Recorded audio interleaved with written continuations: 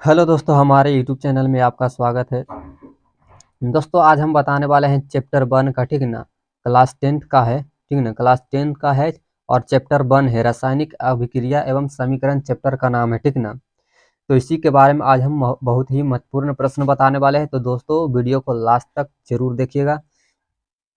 और दोस्तों, यहाँ पर आप अगर इसी तरह के पीडीएफ पाना चाहते हैं, ठीक ना, इम्पोर्टेंट पीडीएफ पाना चाहते हैं, तो हमारे यूट्यूब चैनल को सब्सक्राइब जरूर करें और हमारे व्हाट्सएप ग्रुप में जरूर जुड़े, ठीक ना। हमारे व्हाट्सएप ग्रुप में जरूर जुड़िएगा। व्हाट्सएप ग्रुप का जो लिंक है दोस्तों, हमारे YouTube channel study with mister Shiva के अबाउट सेक्शन में है, ठीक ना। एक लिंक है व्हाट्सएप ग्रुप का है, उसी पर क्लिक करके आप जुड़ सकते हैं। तो चलिए प्रश्न को ये ओर देखते हैं, ठीक है ना। ये दोनों चैनल को सब्सक्राइब करना होगा। दोनों पर हम बताते हैं, एक है स्टडी विथ मिस्टर शिवा और एक है डीएस एजुकेशन पावर, ठीक ना। दोनों का सब्सक्राइब जरूर कीजिएगा।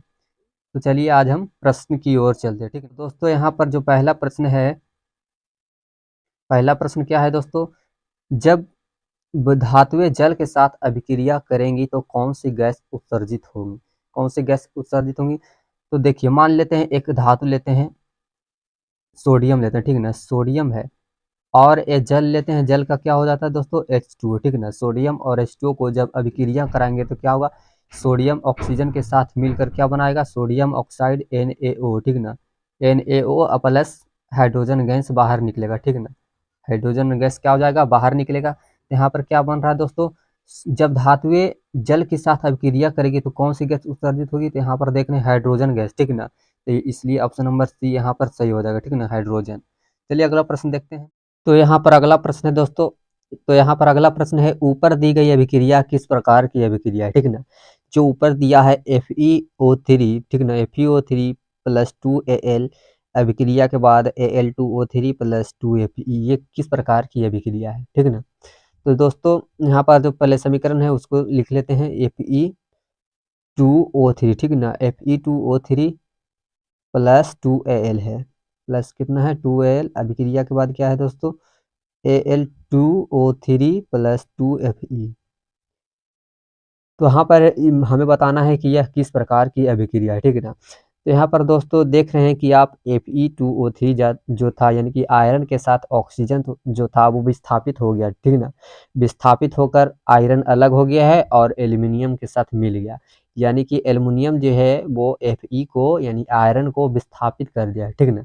विस्थापित करने का मतलब ये क्या हो गया दोस्तों, ये विस्थापन अभिक्रिया ऑप्शन नंबर डी यहाँ पर क्या हो जाएगा, सही हो जाएगा। चलिए अगला प्रश्न में देखते हैं। अगला प्रश्न है यहाँ दोस्तों, लौह चूर्ण पर, ठीक ना, लौह चूर्ण पर तनु HCl अम्ल, हाइड्रोक्लोरिक अम्ल मतलब वही HCl अम्ल से HCl अम्ल डालने से क्या होता है, ठीक ना। तो यहाँ पर पहले लौह चूर्ण ले लेते हैं। लौह चूर्ण का मतलब होता है आयरन, ठीक ना। आयरन पर क्या डालना है दोस्तों, तनु हाइड्रोक्लोरिक अम्ल, हाइड्रोक्लोरिक अम्ल का सूत्र होता है HCl, ठीक ना, HCl। इसमें हमें बताना है क्या क्या होगा, ठीक ना। तो सबसे पहले तो आयरन जो है दोस्तों वो हाइड्रोजन को विस्थापित करके क्लोरीन के साथ मिल जाएगा, ठीक ना। क्लोरीन के साथ मिल जाएगा तो क्या बन जाएगा दोस्तों, FeCl2, ठीक ना। FeCl2 प्लस H2 बाहर हो जाएगा, ठीक ना। H2 बाहर हो जाएगा। तो यहाँ पर क्या बन रहा है दोस्तों, एक तो आयरन क्लोराइड बन रहा है, ठीक ना, और दूसरा क्या बन रहा है, हाइड्रोजन बन रहा है, यानी कि हाइड्रोजन गैस और आयरन क्लोराइड बनता है। ऑप्शन नंबर ए यहाँ पर सही हो जाएगा, ठीक ना। चलिए अगला प्रश्न देखते हैं। अगला प्रश्न यहाँ हमारा है कि श्वसन किस प्रकार की अभिक्रिया है, ठीक ना। श्वसन जो है वो किस प्रकार की अभिक्रिया है, तो श्वसन उपचयन अभिक्रिया, ठीक ना। किस प्रकार की अभिक्रिया है, उपचयन, ऑप्शन नंबर ए यहाँ पर सही हो जाएगा। अगला प्रश्न देखते हैं। अगला प्रश्न है हमारा CuO, ठीक ना, CuO प्लस H2 अभिक्रिया के बाद Cu प्लस H2O किस प्रकार की अभिक्रिया, ठीक ना। तो ये किस प्रकार की अभिक्रिया हो जाएगा दोस्तों, तो ये हो जाएगा अपचयन अभिक्रिया, ठीक ना। क्या हो जाएगा, अपचयन अभिक्रिया, ऑप्शन नंबर बी यहाँ पर सही हो जाएगा। चलिए अगला प्रश्न देखते हैं। अगला प्रश्न है, इलेक्ट्रॉन के स्थानांतरण, ठीक ना, इलेक्ट्रॉन के स्थानांतरण से बने यौगिक कहलाते हैं, क्या कहलाते हैं, तो ये वैद्युत संयोजी कहलाते हैं, ठीक ना। वैद्युत संयोजी, ऑप्शन नंबर बी यहाँ पर सही हो जाएगा। अगला प्रश्न देखते हैं। अगला प्रश्न हमारा है, नीचे दी गई अभिक्रिया, ठीक है ना, नीचे दी गई अभिक्रिया में कौन सा कथन सही है? कौन सा कथन सही हो जाएगा दोस्तों? तो यहाँ पर जो सबसे पहले समीकरण दिया है उसको हम लिख लेते हैं Cu प्लस O2, ठीक ना। बैलेंस है इसलिए आगे में 2 लगा देते हैं। Cu प्लस O2 अभिक्रिया के बाद क्या बन रहा है 2CuO। तो यहाँ पर जो है दोस्तों कॉपर का जो देख रहे हैं ये यहाँ पर अलग है, कॉपर और ऑक्सीजन अलग है और यहाँ जो है कॉपर ऑक्सीजन एक साथ है, यानी कि यहाँ पर कॉपर का क्या हो रहा है ऑक्सीकरण हो रहा है, ठीक ना। ऑक्सीजन जुट रहा है कॉपर में, यानी कॉपर का ऑक्सीकरण हो रहा है। ऑप्शन नंबर ए में देख रहे हैं, इसलिए ऑप्शन नंबर ए यहाँ पर सही हो जाएगा, ठीक ना। चलिए अगला प्रश्न देखते हैं। अगला प्रश्न है हमारा सिल्वर क्लोराइड का रंग कैसा होता है? तो सिल्वर क्लोराइड का रंग जो होता है दोस्तों वो सफ़ेद होता है, ठीक ना। याद रखिएगा कैसा होता है सफ़ेद। अगला प्रश्न देखते हैं। अगला प्रश्न है हमारा दोस्तों समीकरण सी कैल्शियम कार्बोनेट, ठीक ना, CaCO3 कैल्शियम कार्बोनेट के बाद जो ये ऊष्मा ऊष्मा के साथ बनता है, ठीक ना। तो कैल्शियम ऑक्साइड बन रहा है और कार्बन डाइऑक्साइड, यह किस प्रकार का समीकरण है? यह किस प्रकार का समीकरण हो जाएगा दोस्तों? तो ये जो हो जाएगा वियोजन समीकरण, ठीक ना। वियोजन समीकरण कैसे हो जाएगा? जैसे हम यहाँ पर लिख देते हैं कैल्शियम कार्बोनेट CaCO3, ठीक ना। इसको ऊष्मा के साथ अगर अभिक्रिया कराएंगे तो ये हो जाएगा कैल्शियम ऑक्साइड और एक हो जाएगा कार्बन डाइऑक्साइड CO2, ठीक ना। CO2 गैस निकला, यानी कि यहाँ पर एक था, ठीक ना। यहाँ पर एक था और इधर जो आकर क्या हो गया अलग अलग हो गया, यानी वियोजन हो गया, टूट गया, एक से दो भाग में हो गया, ठीक ना। ऑप्शन नंबर ए यहाँ पर सही हो जाएगा वियोजन अभिक्रिया, ठीक ना। ऑप्शन नंबर ए याद रखिएगा। जब भी समीकरण में दो अलग अलग भाग में हो जाता है अभिकारक के बाद प्रतिफल में, ठीक ना, प्रतिफल में दो अलग अलग भाग में हो जाता है तो वो वियोजन अभिक्रिया कहलाता है, ठीक ना। तो याद रखिएगा इसको। चलिए अगला प्रश्न देखते हैं दोस्तों। अगला प्रश्न है साग सब्जियों को विघटित होकर कंपोस्ट बनना किस अभिक्रिया का उदाहरण है, ठीक ना। तो किस अभिक्रिया का उदाहरण हो जाएगा? तो ऊष्मा छेपी का हो जाएगा। ऊष्मा छेपी ऑप्शन नंबर बी यहाँ पर जो होगा दोस्तों वो सही हो जाएगा। अगला प्रश्न देखते हैं। निम्न में कौन सा उत्पाद निम्न में कौन सा उत्पाद लेड नाइट्रेट को गर्म करने पर प्राप्त होता है, ठीक ना। लेड नाइट्रेट को गर्म करने पर प्राप्त होता है तो इसमें जो होगा नाइट्रोजन और ऑक्सीजन हो जाएगा, ठीक है ना। यानी NO2 नाइट्रेट और ऑक्सीजन हो जाएगा। ऑप्शन नंबर डी यहाँ पर याद रखिएगा सही हो जाएगा। अगला प्रश्न है दोस्तों निम्न में से कौन सही है? निम्न में से कौन सही है, ठीक ना। कौन सही हो जाएगा दोस्तों?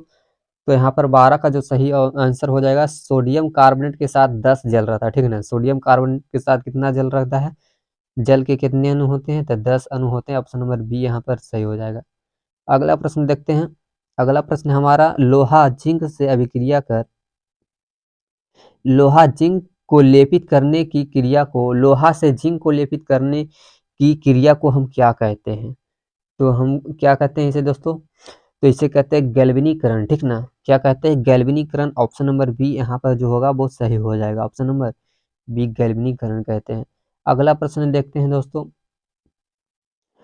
अगला प्रश्न है जस्ता तथा तनु HCl अम्ल की अभिक्रिया के फलस्वरूप निम्न में से कौन सा गैस बनता है? तो जस्ता मतलब क्या हो गया दोस्तों जिंक, ठीक ना। जिंक और क्या बोल रहा है तनु हाइड्रोक्लोरिक अम्ल यानी HCl, क्या हो गया HCl, इसको हम अभिक्रिया कराएंगे। तो सबसे पहले जिंक जो है वो हाइड्रोजन को विस्थापित कर देगा और क्लोराइड के साथ मिल जाएगा, ठीक ना। तो ये हो जाएगा जिंक क्लोराइड ZnCl2 हो जाएगा और हाइड्रोजन गैस अलग हो जाएगा, ठीक है ना। हाइड्रोजन गैस क्या होगा अलग हो जाएगा। तो यहाँ पर कौन सा गैस बन रहा है दोस्तों? तो यहाँ पर हाइड्रोजन गैस बन रहा है। तो H2 यहाँ पर ऑप्शन नंबर सी जो होगा सही हो जाएगा, ठीक है ना। क्या हो जाएगा ऑप्शन नंबर सी। फिर अगला प्रश्न देखते हैं। अगला प्रश्न हमारा है दोस्तों कोई तत्व ऑक्सीजन के साथ अभिक्रिया कर उच्च गलनांक वाला यौगिक निर्मित करती है, ठीक ना। यह यौगिक जल में विलेय है तो यह तत्व हो सकता है, क्या हो सकता है? कैल्शियम हो सकता है या कार्बन हो सकता है या SI हो सकता है या Fe यानी आयरन हो सकता है, ठीक ना। तो 15 का जो सही आंसर हो जाएगा दोस्तों वो कैल्शियम होगा, ठीक ना। क्या हो जाएगा? कैल्शियम। ऑप्शन नंबर ए यहाँ पर सही हो जाएगा। अगला प्रश्न देखते हैं। अगला प्रश्न है हमारा NCERT से, ठीक ना। NCERT का वस्तुनिष्ठ प्रश्न है दोस्तों, इसको ध्यान में रखिएगा, ठीक ना। तो यहाँ पर है 16वां प्रश्न निम्नलिखित अभिक्रियाओं में अपघटन अभिक्रिया कौन है, ठीक ना। कौन है जो अपघटन अभिक्रिया है? तो यहाँ पर जो अपघटन अभिक्रिया है जो दोस्तों वो 2KClO3, ठीक ना। 2KClO3 प्लस अभिक्रिया के बाद जो है 2KCl प्लस 3O, ये जो है वो अपघटन अभिक्रिया है। ऑप्शन नंबर सी यहाँ पर सही हो जाएगा, ठीक है ना, ऑप्शन नंबर सी। अगला प्रश्न देखते हैं दोस्तों। अगला प्रश्न है हमारा, नीचे दी गई अभिक्रिया के संबंध में कौन सा कथन सत्य है। तो ये जो है ZnO जिंक ऑक्साइड है प्लस कार्बन है, ठीक है ना। उसके बाद जिंक और कार्बन मोनोऑक्साइड CO है, ठीक है ना। तो कौन सा संबंध है सही है ये हमें बताना है, ठीक है ना। तो 17 का जो सही आंसर हो जाएगा, कार्बन का क्या हो रहा है, उपचयित हो रहा है, ठीक है ना। कार्बन क्या हो रहा है, उपचयित, उपचयित हो रहा है, यानी कि ऑप्शन नंबर ए यहाँ पर सही हो जाएगा, ठीक है ना। ऑप्शन नंबर ए यहाँ पर याद रखिएगा दोस्तों, कार्बन उपचयित हो रहा है, ठीक है ना। अगला प्रश्न देखते हैं। निम्नलिखित में कौन संयोजन अभिक्रिया है, कौन जो है वो संयोजन अभिक्रिया है, ठीक ना, यही हमें बताना है। तो यहाँ पर संयोजन का मतलब दो अलग अलग कंपोनेंट आपस में जुड़ते हैं, उसे संयोजन अभिक्रिया कहते हैं। तो यहाँ पर दोस्तों पहला प्रश्न जो दिया है 2H2 प्लस O2, ठीक है ना, 2H2 प्लस O2 अभिक्रिया के बाद H2O बन रहा है, यानी कि ये यहाँ पर लिख लेते हैं समीकरण 2H2 प्लस O2, ठीक है ना। 2H2 प्लस O2 अभिक्रिया के बाद क्या बन रहा है, 2H2O, 2H2O, यानी कि यहाँ पर दो भाग था और इधर आकर क्या हो गया, मिल गया, यानी संयोजित हो गया। संयोजित हो गया का मतलब ऑप्शन नंबर ए यहाँ पर ए ही ठीक होगा, ठीक ना। ये समीकरण जो है वो सही है संयोजन अभिक्रिया का। तो ऑप्शन नंबर ए यहाँ पर सही हो जाएगा, इसको याद रखिएगा, ये संयोजन अभिक्रिया, ठीक ना। चलिए अगला प्रश्न देखते हैं। अगला प्रश्न है, निम्नलिखित अभिक्रियाओं में से कौन विस्थापन अभिक्रिया है। जो नीचे दिए गए अभिक्रिया है दोस्तों, उसमें हमें बताना है कि कौन विस्थापन अभिक्रिया है, ठीक ना। तो ये तो यहाँ पहले ऑप्शन में अगर देखें तो यहाँ पर जो होगा वो वियोजन अभिक्रिया होगा, क्योंकि इस एक साथ जो है यहाँ पर अलग अलग भाग में टूट रहा है, यानी वियोजित हो रहा है। अगला देखेंगे तो ये जो है कैल्शियम ऑक्साइड है और 2HCl है। तो ये जो अभिक्रिया है जो द्वि विस्थापन अभिक्रिया, ठीक ना, क्या है, द्वि विस्थापन अभिक्रिया। और हमें विस्थापन अभिक्रिया या उसे एकल विस्थापन कहते हैं वही बताना, ठीक ना। ये द्वि विस्थापन है। और इधर देखते हैं तो Fe जो है वो कॉपर को वियोजित करके Fe सल्फ यानी कॉपर को अलग कर दिया है और सल्फेट को अपने साथ ले लिया, यानी कि आयरन सल्फेट बनाया और कॉपर को अलग किया। तो ये जो है दोस्तों एकल विस्थापन, जिसे हम विस्थापन अभिक्रिया भी कहते हैं, ठीक ना। तो ऑप्शन नंबर यहाँ पर सी जो होगा वो सही हो जाएगा। ऑप्शन नंबर क्या होगा, सी सही हो जाएगा। अगला प्रश्न देखते हैं। अगला प्रश्न है, लौह चूर्ण पर तनु हाइड्रोक्लोरिक अम्ल की अभिक्रिया में क्या होता है, ठीक ना, क्या होता है। तो लौह चूर्ण सबसे पहले ले लेते हैं हम, जैसे लौह चूर्ण लेते हैं Fe, ठीक ना, Fe आयरन जिसे कहते हैं, और क्या मिलाना है, तनु HCl यानी हाइड्रोक्लोरिक हम जिसे कहते हैं। तो HCl ले लेंगे और इसके साथ अभिक्रिया कराएंगे तो क्या बनेगा, ठीक ना। तो सबसे पहले आयरन जो है वो हाइड्रोजन को विस्थापित कर देगा और क्लोरीन के साथ मिल जाएगा, ठीक ना। तो ये हो जाएगा FeCl2 और प्लस में H2 बनेगा, ठीक ना, H2 गैस, यानी कि ये क्या हो रहा है दोस्तों, हाइड्रोजन गैस और आयरन क्लोराइड बना रहा है, ठीक ना, हाइड्रोजन गैस और आयरन क्लोराइड बना रहा है। तो ऑप्शन नंबर ए यहाँ पर क्या होगा, सही हो जाएगा, ऑप्शन नंबर ए, इसको याद रखिएगा। अगला प्रश्न देखते हैं। निम्नलिखित में से कौन एक अपघटन अभिक्रिया का उदाहरण नहीं है, ठीक ना, अपघटन अभिक्रिया का उदाहरण नहीं है। तो ये तो साफ साफ नजर आ रहा है दोस्तों, ऑप्शन नंबर सी, ये अपघटन अभिक्रिया का उदाहरण नहीं है, ठीक ना, ऑप्शन नंबर सी यहाँ पर याद रखिएगा। अगला प्रश्न देखते हैं। तो यहाँ पर अगला प्रश्न है, निम्नलिखित में से कौन एक रेडॉक्स अभिक्रिया है, ठीक ना, कौन रेडॉक्स अभिक्रिया, यही हमें बताना है। तो ऑप्शन नंबर ए जो देख रहे हैं दोस्तों वो कैल्शियम कार्बोनेट है, और ये वियोजित होकर क्या बना रहा है, कैल्शियम ऑक्साइड और कार्बन डाइऑक्साइड, ठीक ना, कार्बन डाइऑक्साइड, यानी कि ऑप्शन नंबर ए जो है वो वियोजित हो रहा है, यानी कि वियोजन अभिक्रिया है, ठीक ना। ऑप्शन नंबर ए क्या है दोस्तों, वियोजन अभिक्रिया है, वियोजन अभिक्रिया। और ठीक इसी का उल्टा है, यहाँ पर दो भाग अलग अलग भाग संयोजित, यानी एक साथ इपट यहाँ पर मिल रहा है, यानी कि ये जो है वो संयोजन अभिक्रिया, ठीक ना, संयोजन अभिक्रिया है दोस्तों। और रेडॉक्स अभिक्रिया किससे कहते हैं, तो ऑक्सीकरण, और जब ऑक्सीकरण अभिक्रिया और अपचयन अभिक्रिया दोनों साथ साथ होती है तो उसे रेडॉक्स अभिक्रिया कहते हैं, ठीक ना। तो यहाँ पर जो है दोस्तों, यहाँ पर ऑक्सीकरण और अपचयन दोनों अभिक्रियाएं हो रही है, यानी कि ऑप्शन नंबर सी जो है जो दोस्तों वो रेडॉक्स अभिक्रिया है, ठीक है ना। क्या है? रेडॉक्स अभिक्रिया। तो ऑप्शन नंबर सी यहाँ पर सही आंसर हो जाएगा। अगला प्रश्न देखते हैं। अगला प्रश्न है, निम्नलिखित में से कौन एक दहन अभिक्रिया है, ठीक ना। कौन जो है वो दहन अभिक्रिया है? तो जल का उबलना दहन नहीं हो जाएगा, मोम का पिघलना भी दहन नहीं होगा, पेट्रोल का जलना जो है दोस्तों वो दहन अभिक्रिया, ठीक ना। एक दहन अभिक्रिया, ऑप्शन नंबर सी यहाँ पर सही हो जाएगा। चलिए अगला प्रश्न देखते हैं। अगला प्रश्न है, रासायनिक अभिक्रिया के दौरान किसी पदार्थ में ऑक्सीजन का योग या वृद्धि कहलाता है? क्या कहलाता है दोस्तों? तो ऑक्सीकरण कहलाता है, ऑक्सीकरण कहलाता है, और या उसे उपचयन भी कहते हैं, ठीक ना। ऑक्सीकरण को ही उपचयन कहते हैं, यानी कि ऑप्शन नंबर यहाँ पर बी, यानी बी यहाँ पर लिखा है, ठीक ना। तो ऑप्शन नंबर बी यहाँ पर सही हो जाएगा, ठीक ना। चलिए अगला प्रश्न देखते हैं। अगला प्रश्न है, निम्नलिखित कथनों में कौन असत्य है, यानी कौन सा जो कथन है वो गलत है, यही हमें ढूंढना है। तो 25 का जो सही आंसर हो जाएगा दोस्तों, ऑक्सीजन खुद को ऑक्सीकृत करता है, ये जो है वो गलत कथन है, खुद अब ऑक्सीकृत नहीं करता, ठीक है ना। अगला प्रश्न देखते हैं। अगला प्रश्न है, किसी यौगिक से रासायनिक अभिक्रिया में हाइड्रोजन का हटना, हाइड्रोजन का जो हटना है दोस्तों वो क्या कहलाता है? तो ये कहलाता है उपचयन अभिक्रिया, ठीक ना। क्या होता है? उपचयन अभिक्रिया।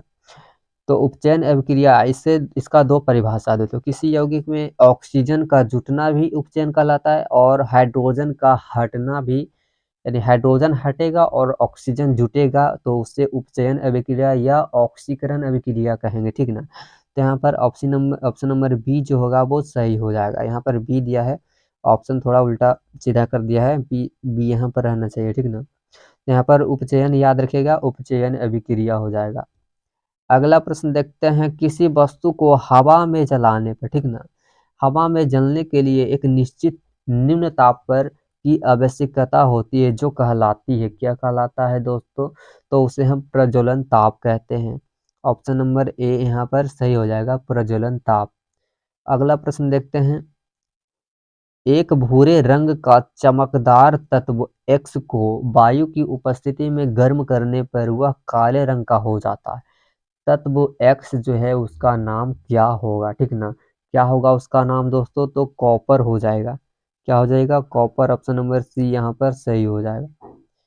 अगला प्रश्न देखते हैं। सोडियम सल्फेट प्लस BaCl2 को जब अभिक्रिया कराएंगे तो बेरियम सल्फेट और सोडियम क्लोराइड बनेगा। तो यह अभिक्रिया है, किस प्रकार की अभिक्रिया होगा? तो ये जो होगा वो द्विविस्थापन अभिक्रिया हो जाएगा, ठीक ना। द्विविस्थापन अभिक्रिया, ऑप्शन नंबर सी यहाँ पर सही हो जाएगा। चलिए अगला प्रश्न देखते हैं। यहाँ पर अगला प्रश्न है दोस्तों, अगला प्रश्न है, जिंक जिंक प्लस CuSO4 यानी कॉपर सल्फेट अभिक्रिया के बाद जो होगा जिंक सल्फेट और कॉपर अलग हो जाएगा। यानी कि ऊपर दी गई रासायनिक अभिक्रिया किस प्रकार की अभिक्रिया है, यही हमें बताना है, ठीक ना। संयोजन अभिक्रिया है कि विस्थापन अभिक्रिया है कि द्विविस्थापन की वियोजन, ठीक ना, यही हमें बताना है। तो सबसे पहले हम दोस्तों समीकरण को लिख लेते हैं बड़ा करके, यानी Zn जिंक प्लस CuSO4, ठीक ना। CuSO4 यानी कॉपर सल्फेट है, और अभिक्रिया के बाद क्या बना है दोस्तों? जिंक सल्फेट ZnSO4 और प्लस Cu कॉपर। यानी कि यहाँ पर देख रहे हैं कि जिंक जो है वो कॉपर से ज़्यादा क्रियाशील धातु है, ठीक ना, ज़्यादा अभिक्रियाशील धातु है। तो ये क्या करेगा? कॉपर को विस्थापित कर देगा और सल्फेट के साथ मिल जाएगा, ठीक ना। सल्फेट के साथ क्या हो जाएगा? मिल जाएगा। तो मिलने के बाद क्या बनेगा दोस्तों? जिंक, कॉपर को तो हटा दिया तो जिंक सल्फेट सल्फेट के साथ मिलेगा तो जिंक सल्फेट बनाएगा, और कॉपर अलग हो जाएगा, ठीक ना। कॉपर क्या होगा? अलग हो जाएगा। यानी कि यह समीकरण में जो है दोस्तों जिंक कॉपर को विस्थापित कर रहा है, ठीक ना, हटा रहा है। इस तरह से हम इसे विस्थापन अभिक्रिया कह सकते हैं, ठीक ना। तो ऑप्शन नंबर बी यहाँ पर जो है वो सही है, विस्थापन अभिक्रिया, इसको याद रखिएगा। चलिए अगला प्रश्न देखते हैं, प्रश्न 31 है, ठीक ना। प्रश्न नंबर 31 है सी यानी कार्बन प्लस ऑक्सीजन अभिक्रिया के बाद क्या बना है दोस्तों, कार्बन डाइऑक्साइड, ठीक ना। कार्बन डाइऑक्साइड यानी कि उपयुक्त जो समीकरण है दोस्तों वो हमें बताना है कि किस प्रकार की है, ठीक है ना, किस प्रकार की है। तो दोस्तों सबसे पहले हम यहाँ पर समीकरण लिख लेते हैं।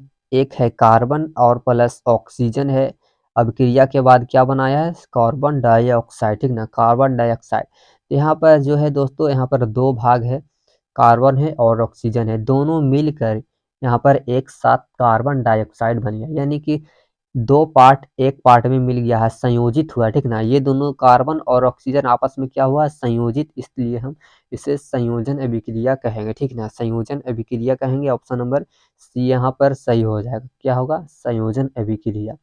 अगला प्रश्न देखते हैं दोस्तों, अगला प्रश्न है कैल्शियम ऑक्साइड और H2O जल उपयुक्त रासायनिक अभिक्रिया है, किस प्रकार की अभिक्रिया है यही हमें बताना, ठीक ना।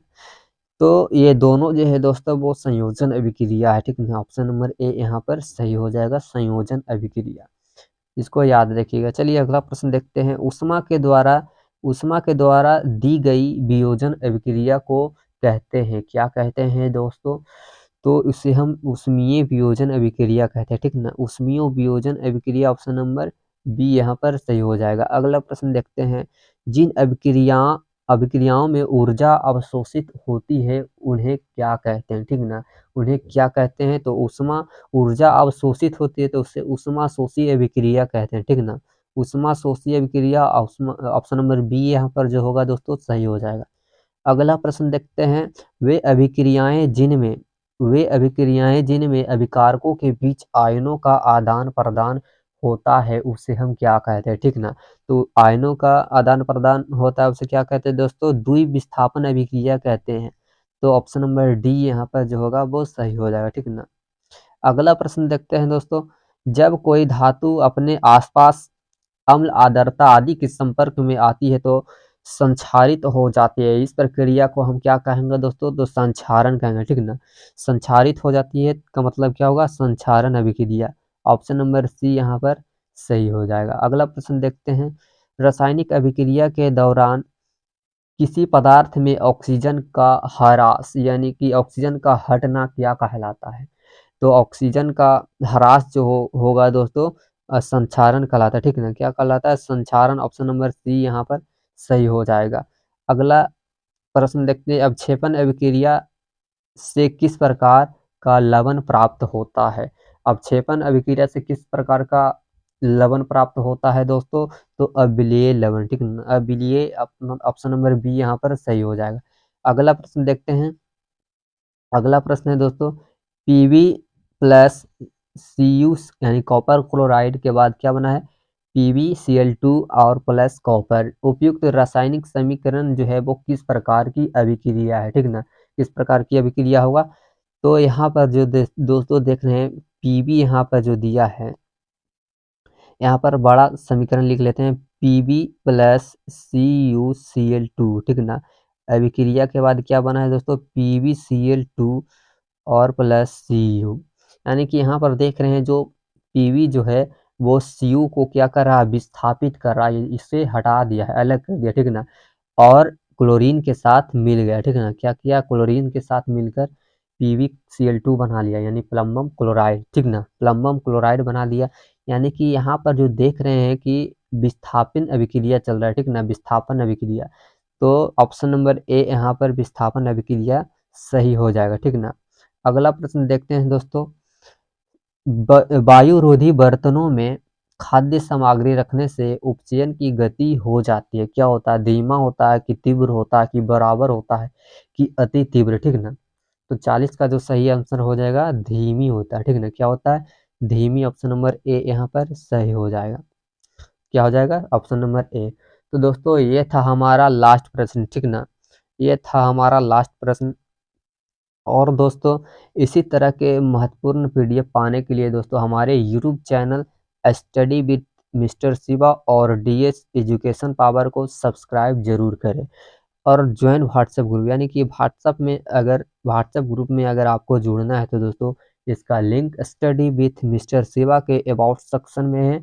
वहाँ पर एक व्हाट्सएप ग्रुप का लिंक है, उस पर क्लिक करके आप जुड़ सकते हैं। वहाँ लिखा हुआ है व्हाट्सएप ग्रुप लिंक, ठीक ना। उसी पर क्लिक करके आप जुड़ सकते हैं। वहाँ पर उस व्हाट्सएप ग्रुप पर बहुत महत्वपूर्ण पीडीएफ जाता है, ठीक ना। तो आपको वीडियो अगर पसंद आया होगा तो वीडियो को लाइक कीजिए और चैनल पर नए हैं दोस्तों तो चैनल को सब्सक्राइब कीजिए, ठीक ना। मिलते हैं अगले वीडियो में, तब तक के लिए धन्यवाद।